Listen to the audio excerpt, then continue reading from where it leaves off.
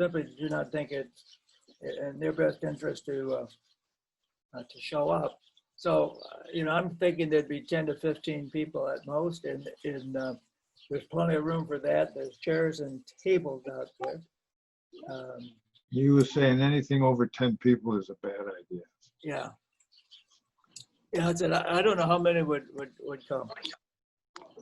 I think there'll be a point of discussion today, and I think that I'd appreciate if you Is there seating outside? Your doctors have said to you. Is there seating outside? Yes, it's all outside. Okay. In the shade. That's why I'm hiding inside today where it's cooler. With my wife is getting a procedure, so I'm waiting in the waiting room. I looked at the schools, and the schools have an internet connection, but we'd have to get a password from them to hook up to it. And most of them do not have seating. And it's, at least I found it hard to find places where there was enough shade that we could put 10, 12 people. By the way, John, how's your wife doing? She's doing much better. She's not as much diet as she was. Hasn't had much in the way of pain. Still lots of fatigue though. So they're still looking at it, trying to figure out that's why she's here today, to get more information. John, when are you supposed to go down to Arizona? Well, she was able to get an online conference, and now she's going to have the next physical appointment will not be until September. But they're doing labs and doing things, through telecommunications. Okay. By the way, John, I went up to the old learning center today, and Alan and I moved that stove out of there. Yeah, I told him I wouldn't be able to help. Yeah. Well, it's no big deal, and we're going to be up there today at 2 o'clock to meet with Amici about if they could use the building. So, I'm real concerned. Alan's put a tremendous amount of his own personal money into that affair, and we are presently not able to do anything. We might be able to get through this month. Naomi. Earl, I'm having a hard time hearing you. I'm cutting out. I'm trying to keep the volume down because I'm in the lobby here. So I didn't get all of that. I was really surprised to find that 49-page document to read through, but I'm glad she underlined for us. That made it a lot easier. I decided to sit outside today in my backyard instead of being inside the house. Well, I walked by where I'm sitting today earlier, but I have this on. It's background. Hi, Naomi. Hi, folks. How's it going? Good. Sorry I missed you yesterday, Naomi. I know. I guess I walked in the office and they said you literally like I think we might have passed each other in the parking lot on accident, but I was like carrying coffee and but thank you. I didn't realize my neighborhood is also handing out bags, so now I have 2. That's what we want. I love it. You get someone else, you get 3. That's right. That's right. It just shows who I surround myself with.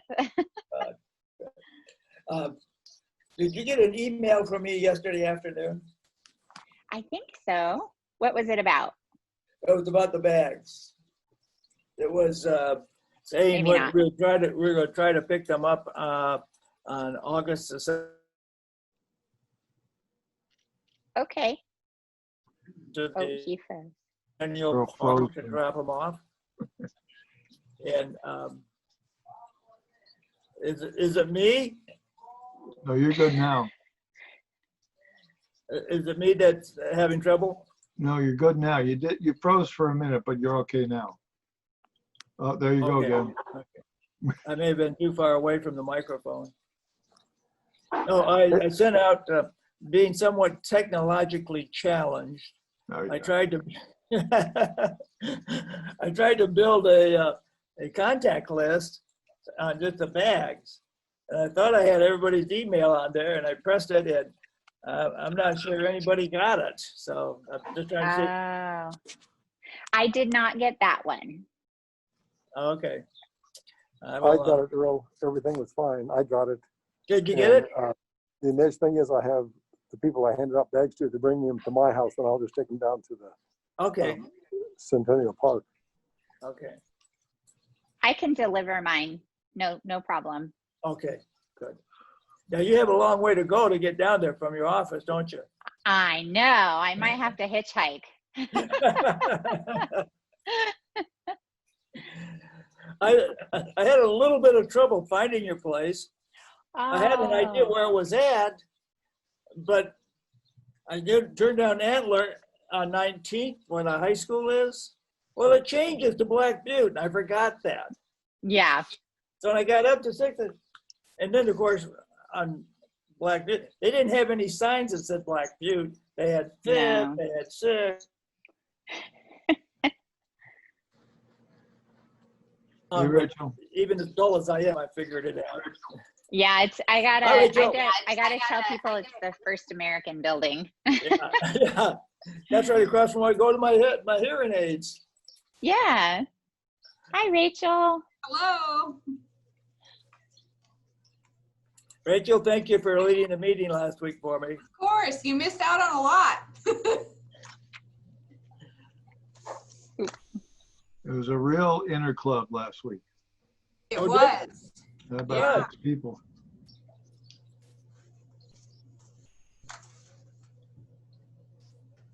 Remind me what the inner club meeting is, like for dummies, for me. Well, Cascadia Club tuned in with us, so we had the Redmond Club and the Cascadia Club online. Oh, okay. Hey, Alan. When 4 members go to another club. Oh, okay. So now we're able to do it with Zoom, which is easier than going to Burns. Okay. I've had real limited availability this first year with Kiwanis and Redmond, and that has changed. So now I can participate and show up and get more Good. involved.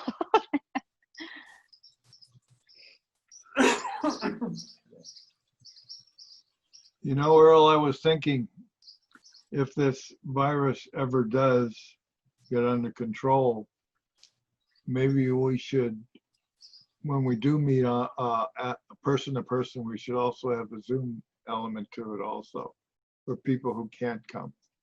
Yeah. And like I said, it is a good way to interclub. Yeah. Without, like I said, I'm driving an hour and a half, 2 hours to Burns. And how are you doing today? Hi. Hi there. How are you? I am well, thank you. How are you guys today? Oh, pretty good. Good. Good. Hi, Dick. Diane. Hi, Ann. Hi, Ann. Hi.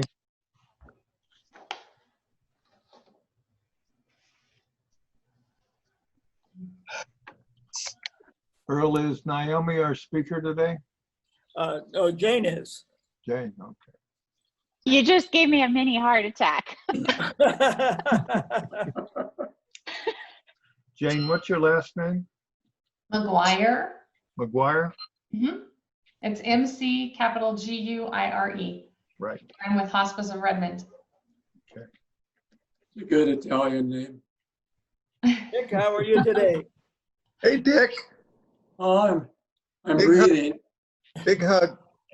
Thank you. One to you as well. Thank you. Ann and Dick, did you get an email from me yesterday afternoon? I don't think so. What about? It's about the plan to pick up the bags next week. No, didn't No. see it. Okay.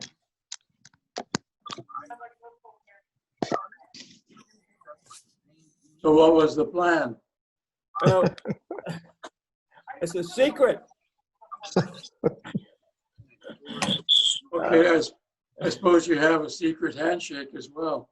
Yes.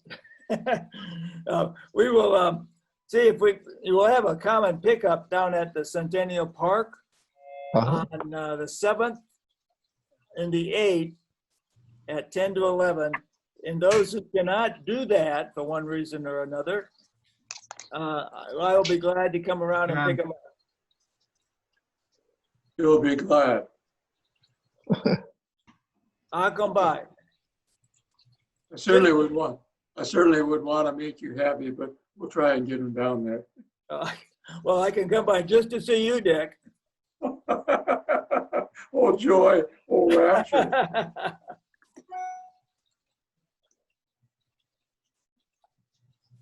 You have a nice open space in your background, Earl. Sit outside today. Enjoy the weather. It's a good day for it. Hi, Hannah. Hello, everybody. Truman will be here in a second. We just attended a memorial service for someone he worked with in at Mount Hood Community College. It was very moving. Oh, Gone from one to the other. He was an African American man who was just absolutely awesome. So anyway, his life. well, I'm happy you knew him. Mhm. Hi, Dick. Whoa, hello, Cuz. How are you? Doing good. How are you? Oh, hanging by Hanging? hanging by a thread. By your ankles?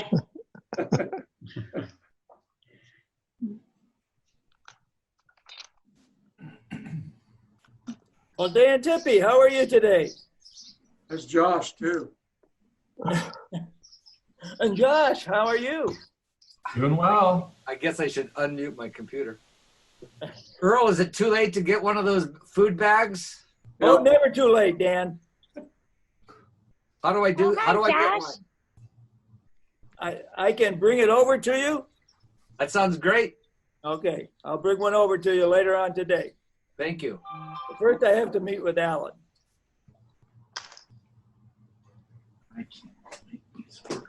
Roland, did you get an email from me yesterday afternoon about our food plan?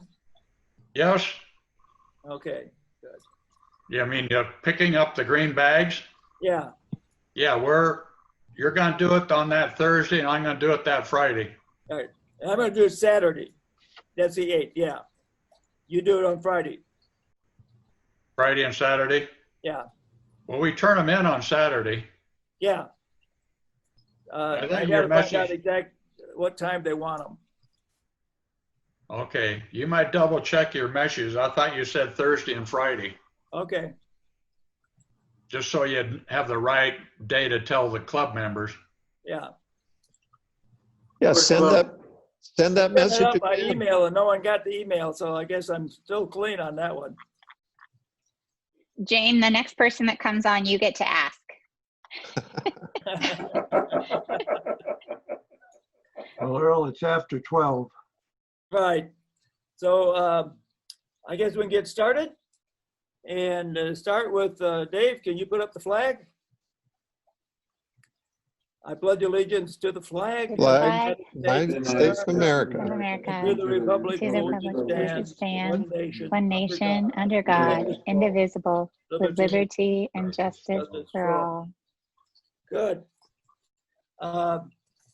In the prayer, Dan's not here. I have one. Heavenly Father, fill us with your boundless love so that we may pass it on to others, especially to those most in need of compassion and understanding. Remind us that in the aim of life, it is best fortune worth finding. And now bless this food to our use and us to your service. Amen. Well, we'd like to welcome everybody here. We're all club members with the exception of our guest today, which is Jane McIntyre, who's going to talk to us about the Redmond Hospice. So Jane, in a few minutes, you will be on the air, as they say. Couple announcements. Any announcements from the club? Well, I have, yes, Dan. So Jericho table is not this week, but the following August 7th. Naomi's already volunteered. Truman and Hannah, are you still on board for August 7th? Need to check our calendars. Yeah, well, yeah, we're on board, but we would encourage others to take our place because it's a safe thing to do. We don't hand food out to anybody. You wear a mask, and we're basically dishing up food and kind of in an assembly line, and it's a great opportunity. So we're there as a backup, and if others want to volunteer and get a chance to experience that, we're open for that. But we'll be there if you need us. Okay, thanks, Hannah. Does anybody else want to volunteer Friday, August 7th from 4:30 till about 6? If you do, send me a message. Thanks. And Penny, nice to see you here. And you have an announcement? Hey there. Yeah, can you guys hear me okay? Okay, perfect.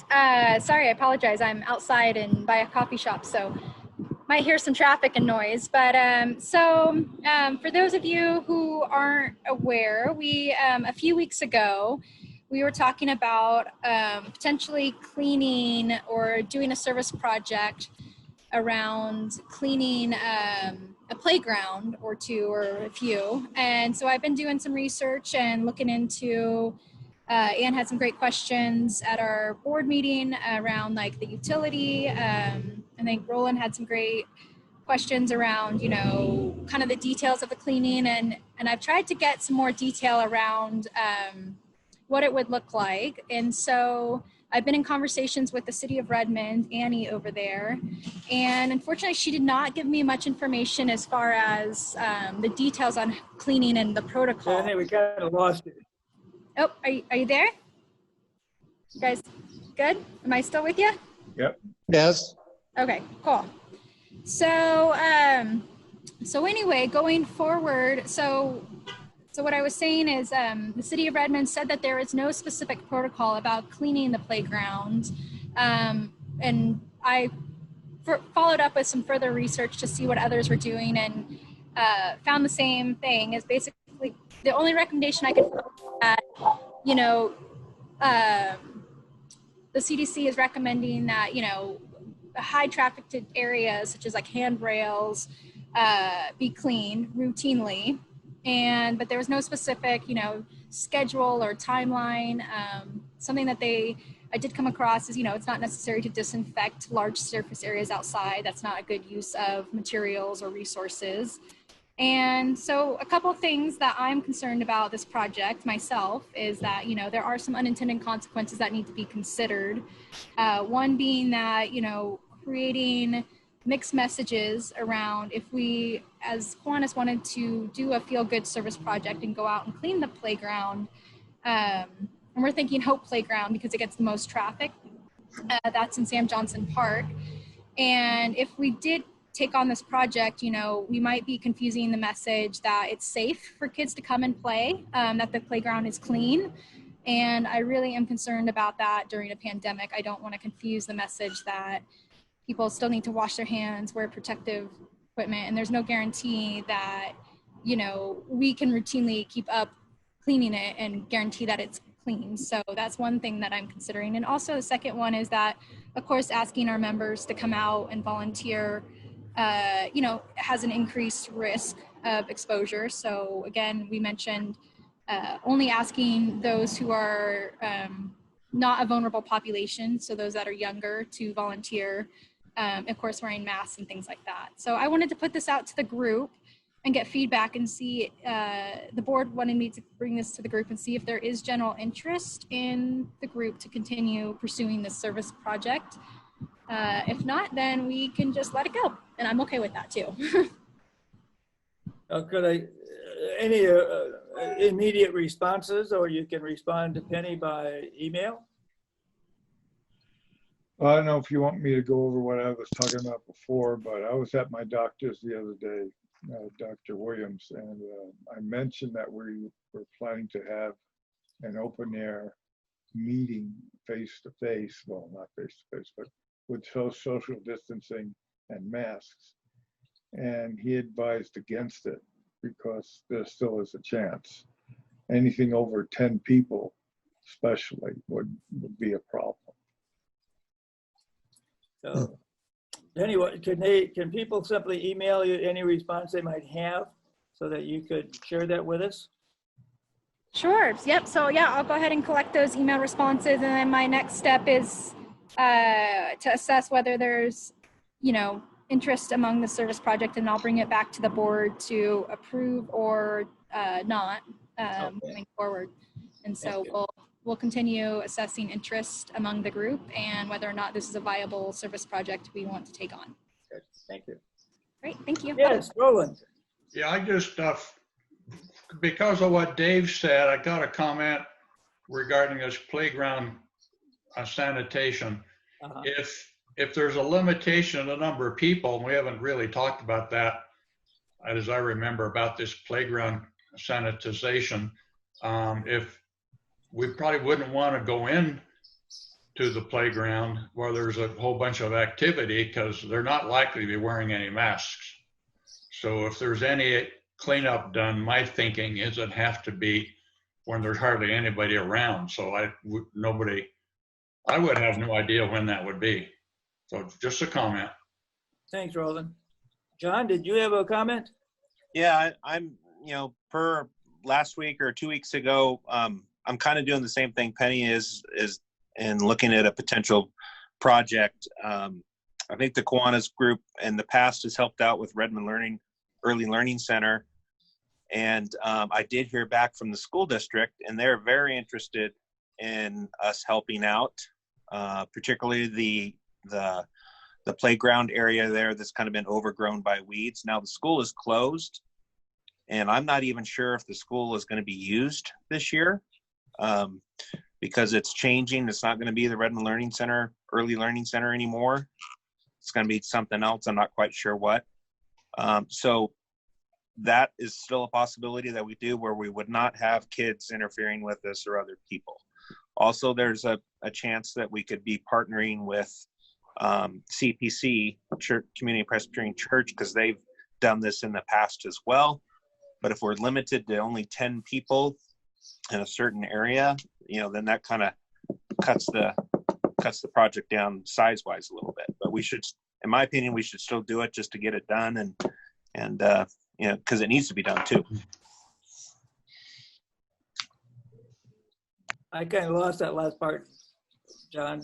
So you suggested in my 2 cents, as long as we can be safe, and even if we're limited to 10 people, as long as we can maintain our distances and wear masks while we're doing it, it'd be great to get it done, because it certainly needs to be done, and I know the district would be appreciative of it.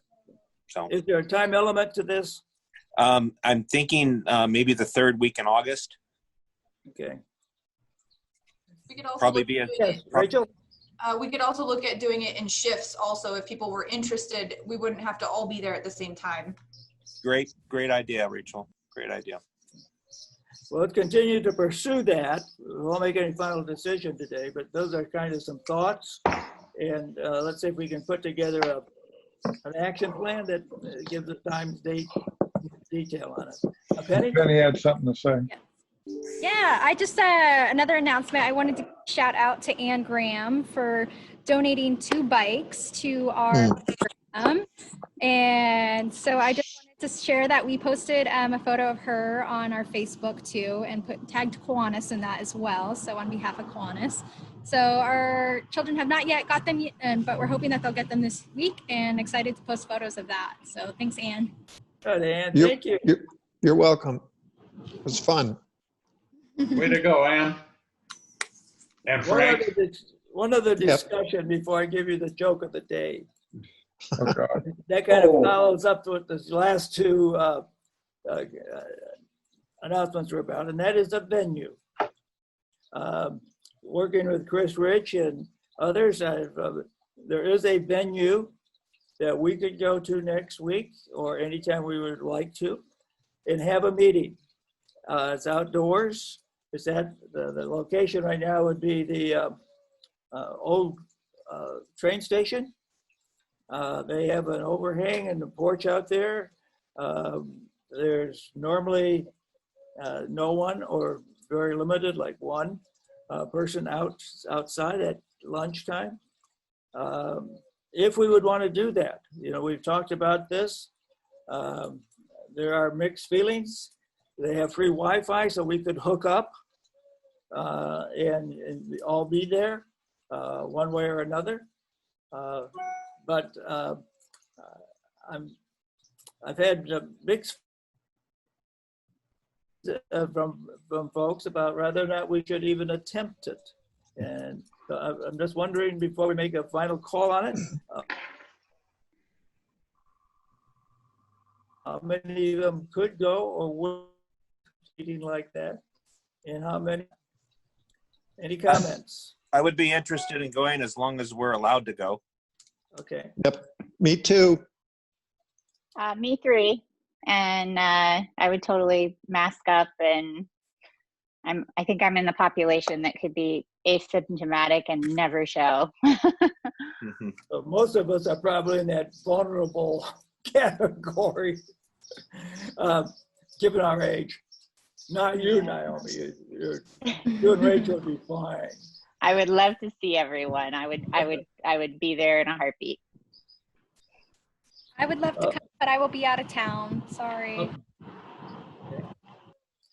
Well, let's give it a try.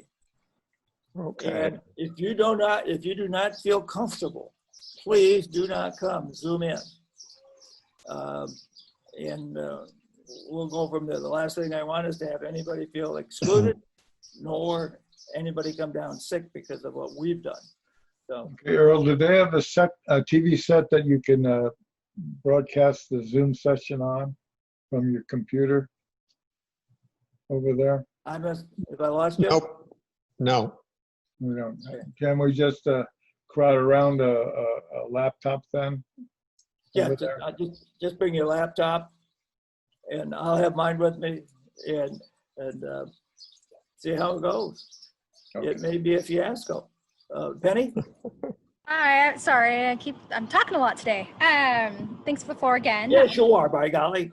I wanted to follow up on Representative Jack Zika's presentation last week regarding his efforts in Salem to allocate funding for nonprofits in Central Oregon.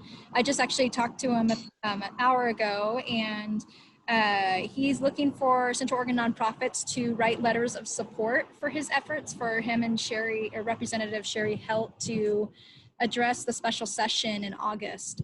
So I was seeing I don't know if this is a board agenda item or not, but I'm proposing it here that Kiwanis consider writing a letter of support for those efforts and send that to Representative Jack Zika. Definite board item. Why don't you send that request to me? I'll see what we. Any other comments? Okay, and with that, the joke of the day. I don't want anybody leaving now. Man's talking to God. And he says, God, how long is 1,000,000 years? God answers, to me, it's only about a minute. God, how much is $1,000,000? The man says, to me, about a penny. The man says to God, God, may I have a penny? God says, wait a minute. That's pretty good. You're slipping. Better than some, huh? You're slipping. Jane, given that, you are surely going to raise the bar with your presentation.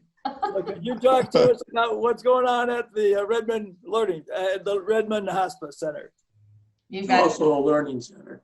Right next door, actually. So I was very interested to hear what was going on there, because they're just right next to us. Thank you for having me. I wanted to ask quickly, how long do I have? At 1 o'clock, we're going off the air, but outside that, go after it. Okay, all right. Well, thank you again for having me. And my name is Jane McGuire, and I'm the operations manager at Hospice of Redmond. I'm super happy to be here today. I wish that we were all in person, of course, as does everybody else. I can hear that you're missing each other, and just by this effort to try and get together. And my recommendation, as we're doing here, is to make sure that you're wearing a mask. And my door is closed, so I can get away without it during the presentation. But make sure you're wearing a mask and staying 6 feet apart, because that's one of the things we're doing here. We have, as far as COVID goes, we're still doing business as usual, but we're following CDC guidelines right now to make sure that we're keeping our patients safe, our staff safe, our volunteers safe. And so it's been challenging. This has been a new frontier for us, as it has been for everyone else. One of the things that we're noticing, and we've noticed, is that we were getting, for a while, quite a few less referrals. And I really think that comes down to the fact that families were not visiting their loved ones, because, you know, if you were going out to visit a grandparent, that wasn't necessarily something you wanted to do, because, as Naomi mentioned earlier, they could be asymptomatic and not know. And so I've seen that impact the number of referrals that have come through the door for us so far this year. But then also, you know, a lot of people are not seeing their physician either. So they're not wanting to go out to the doctor and risk being seen. We're seeing an increase in telehealth visits. So that's changing.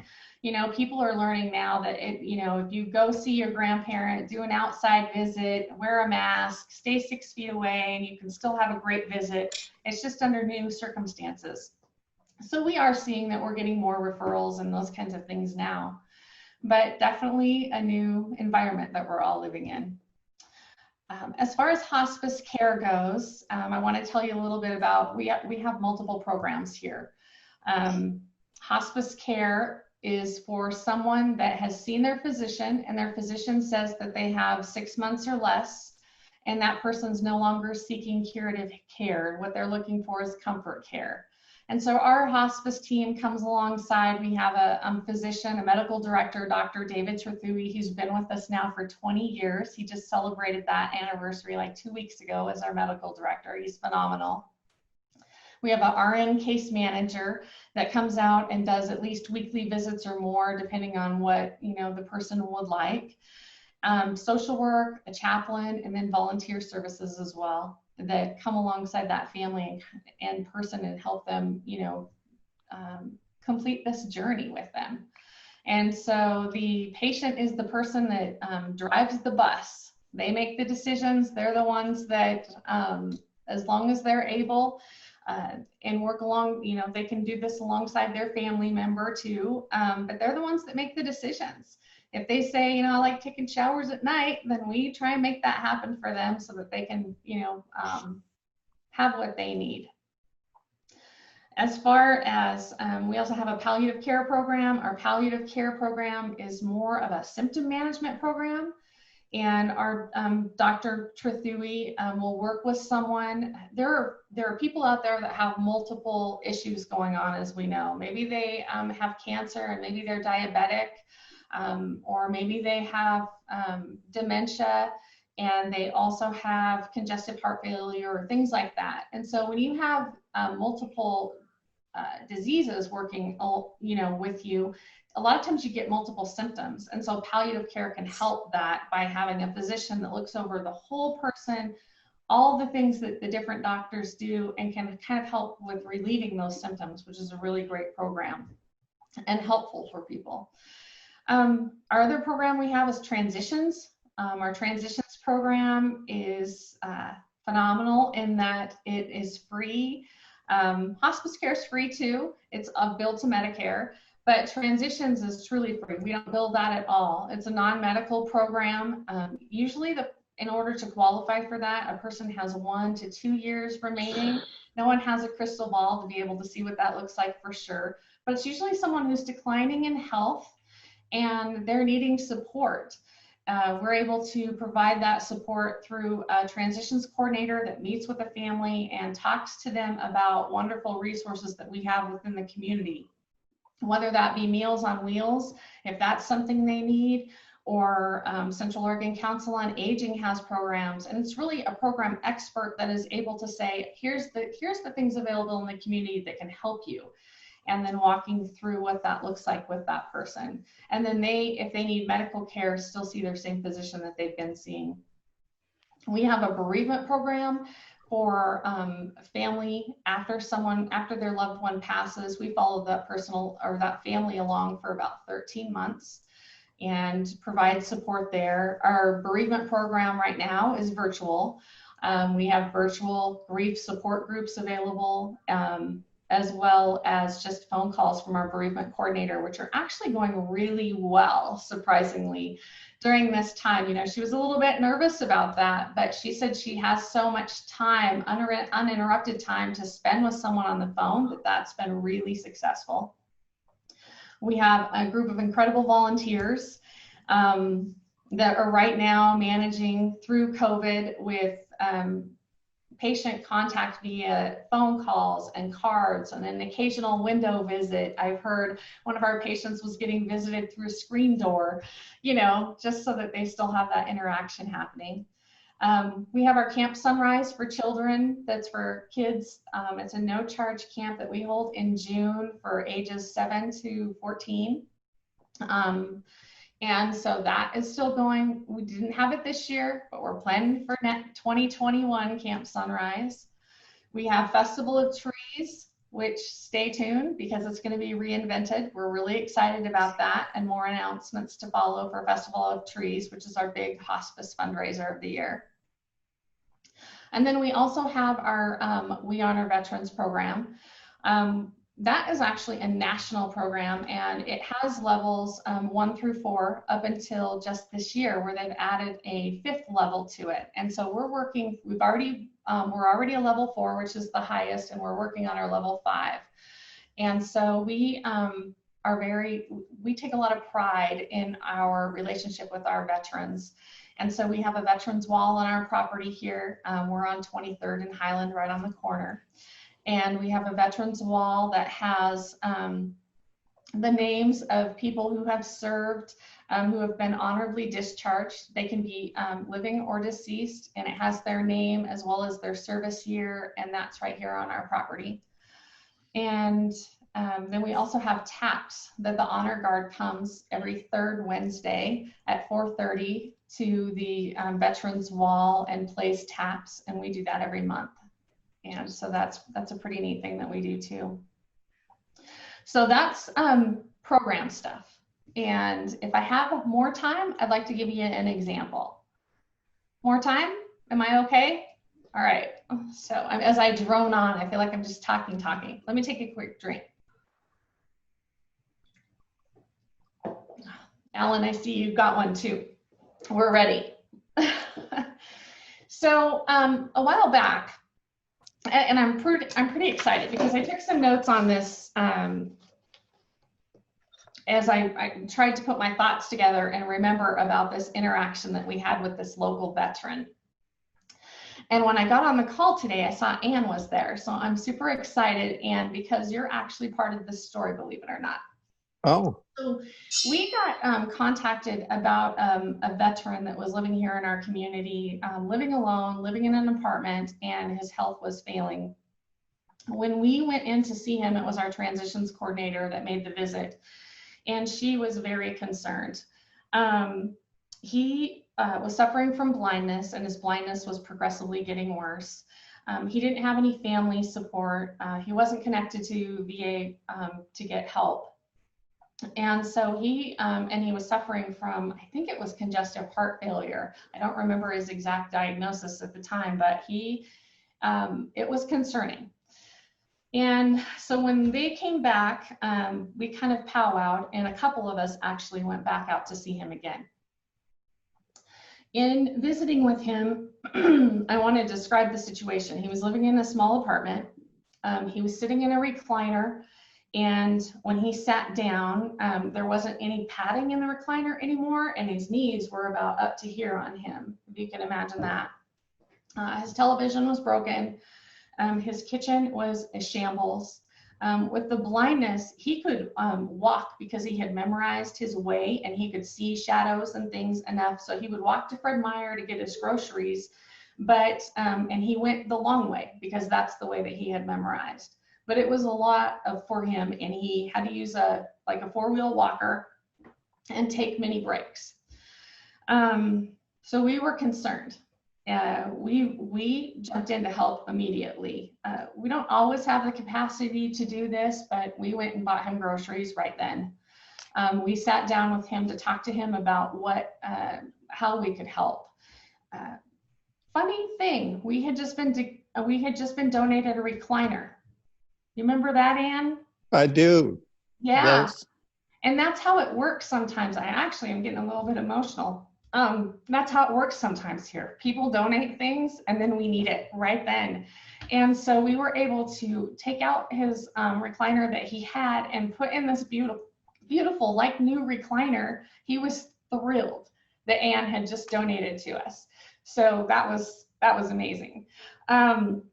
We were able to get him and set up with Meals on Wheels. We contacted the VA and got him not only transportation, but we were able to get him glasses so that he could see some.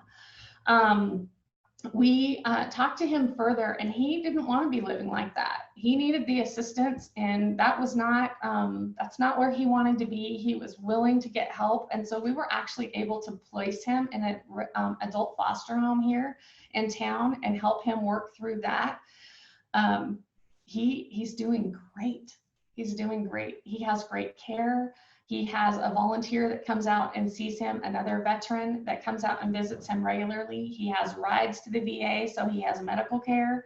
And so this is one of the things where we were able to just come alongside someone like this, and really it was life-changing for them.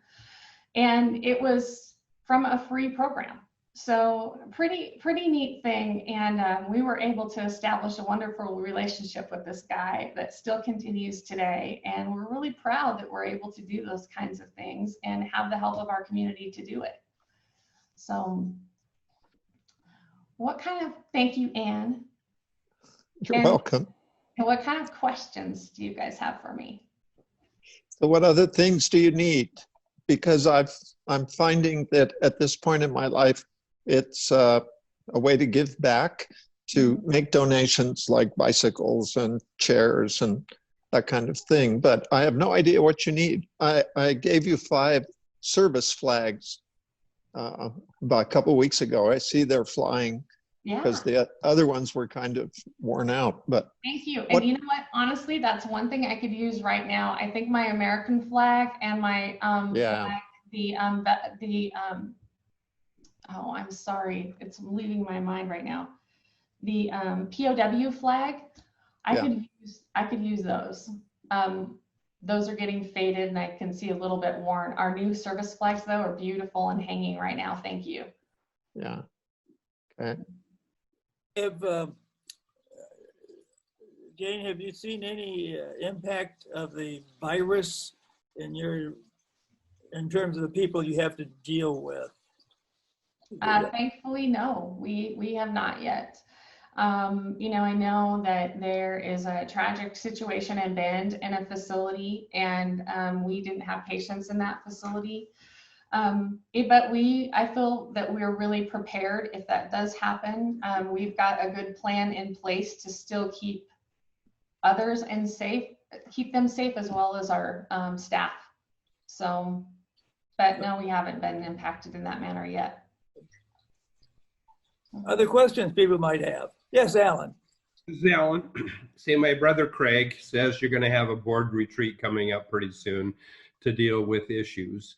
And the first thing I told him is, Jim Alexander at Partners in Care wants to be the big dog across the whole region, and that's just not right. That everybody needs to have a piece of the pie. So I'm a little frustrated with Jim.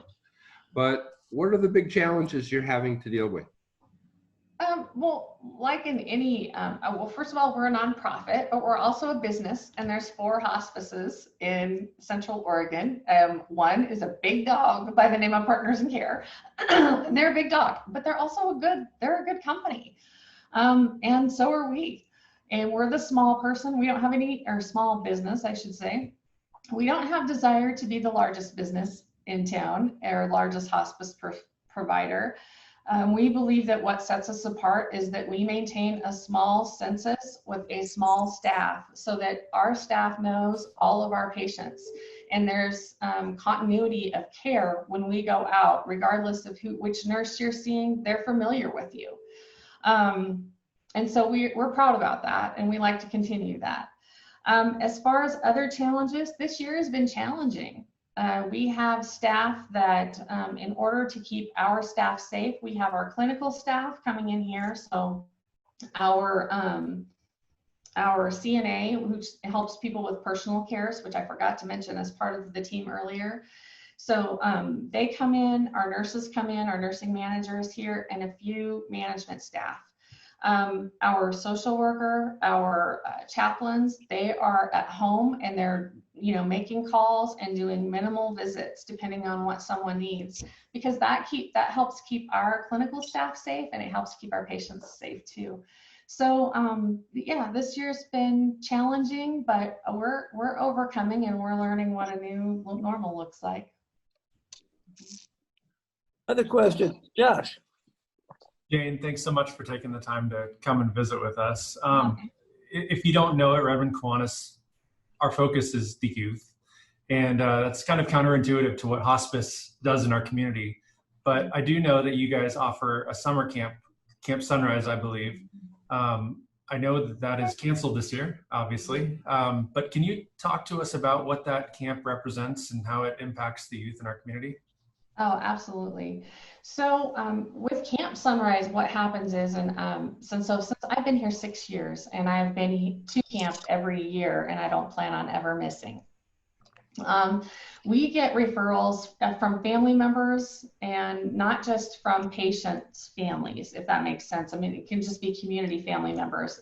There have been tragic situations in our community where we've been able to have children from those tragedies come to our camp. And so we're proud about that. From ages 7 to 14 is the age limit that we have. And honestly, I've seen kids come to camp and they are petrified. 7-year-olds where it's their first time being at camp, and 14-year-olds that feel like they're too old for this. And so when they arrive, we have a team of people that greet them. We have quilts, teddy bears that have been donated, pillowcases. And so we, get them going with those things. But one of the big things that I've seen that is impactful for these kids when they arrive is our pet therapy animals. And so those meet the kids there and walk them to their cabin. We have a counselor for every 2 kids. So that has been working really well. And then what we do is a lot of, from art therapy to one-on-one time to groups. At this camp, kids are able to learn that they're not alone and that other people have lost family members. That is really impactful for them. They're able to, we have this, they're called power sticks that they build, that they decorate themselves in honor of their loved one. And they're able to present what that means and what they've shown to other kids. And it's impactful. And by the time these kids leave on Sunday afternoon, we do a barbecue with their families. Their families come, we show a video that has pictures throughout the weekend so the families know what has occurred. These kids are hugging each other, signing t-shirts. They don't want to go. They love it. And so it's really, it's one of the highlights of my year, being able to be at this camp.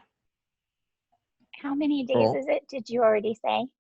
So they arrive on Friday night and they leave on Sunday. Mm-hmm. Any other questions? Jay, we really appreciate you taking some time to share with us today. In the past, we've helped support Camp Sunrise, and I'm sure that if we get to the point where we can have camp again, you will find open ears to any request. Oh, thank you. Thank you. Thank you. Thank you for having me. One other announcement before we leave, folks. As I have suggested to some of you people, I have put out a plan how to pick up our bags, our food bags. And that is on Friday the 7th from 10 to 11. If you can bring your bag down to the park and across from the Centennial Park, that would be appreciative. Roland's going to be there. He has volunteered to help me, and he will pick those up. If you can't make it on Friday, but you can make it on Saturday, I will be down there from 10 to 11 at Centennial Park to pick up the bags. If you can't make any of those, and there are people who cannot, please let me know, and I will make arrangements individually with you, either to come and pick those up or to meet you somewhere, like I will with Penny, to be able to get the bag. I think this is a great opportunity for our community, so I really appreciate everybody helping out. I will be putting out an announcement that we will try to have an in-person meeting next Wednesday at the railroad station for those who are able and feel comfortable doing so. And if not, please make sure we come in and Zoom. And if you're the number 11th person and we can only have 10, you're going to have to sit in your car. Okay? Any other announcements? Folks, stay safe. Rachel? I just have one real quick. Just remember, if you're a committee chair, I need to come to your next meeting so we can start talking planning for our next year. So just keep that in mind and keep me updated if you can. Good. And this is Alan. Today would have been the opening of the fair. Yeah. Oh, yeah. Well, look at the positive side, Alan. That saves you $8. Put it on my Okay, folks. Bye. Have a good week and be safe. Bye-bye.